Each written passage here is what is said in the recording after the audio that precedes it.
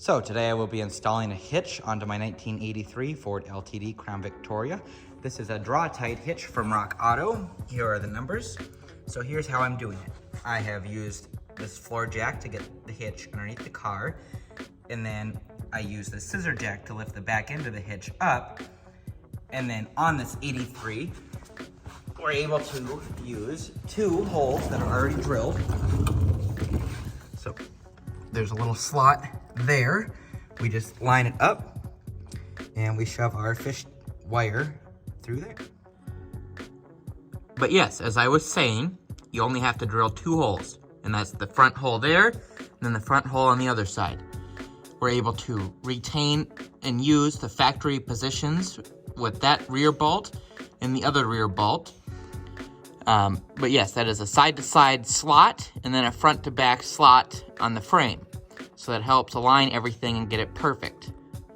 So far, this towed an 88 Ford Festiva, like 400 miles without any issues. I'm very happy with this receiver.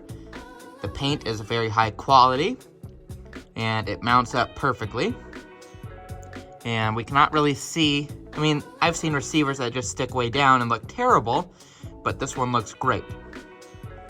So very happy with the product. It is very good, and it's a perfect tow point. But yes, the fuel tank still does leak. It's not currently leaking right now because there's only like a quarter tank of gas in the car.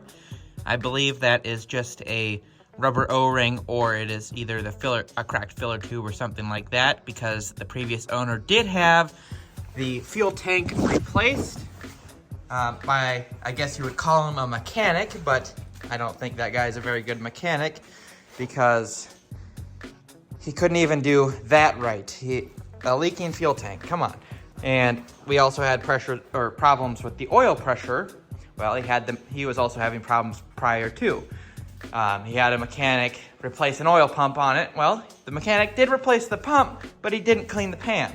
So there was like a 1/4 inch of gunk just on the entire bottom of the pan. So once I actually started driving the car and it got up to freeway temperatures, all the oil and gunk just kind of saturated in the pickup tube screen and clogged that right up. So I had to redo everything there, and some damage was done to the motor, but it should be okay. It's not the end of the world. But yes, I had to replace the pump. I cleaned the pan. I cleaned the top end, and everything should be good now. It has a high volume pump. It has really good pressure, and I'm not having any issues with that. But yes, if you would have actually had a competent mechanic do a good job, we wouldn't have had any issues with this car. Now let's get back here so we can see the reveal on the receiver, if we can see it with the way it's parked. I can't really see it. But, okay, so we can see how that's all we see underneath the bumper. It doesn't stick way down, it doesn't stick way out. Like, it looks really good and professional, like it was on there from the factory. So, hopefully that video might help you guys install a receiver hitch. I believe it is also the same on the newer Panther platforms. But yeah, you just simply use that fish wire, shove it through there, thread the bolt with your square washer thing on there to keep the bolt from turning, and then you just pull it through. And then you tighten it down with an impact or ratchet, whatever you prefer, and that is that. So, yeah.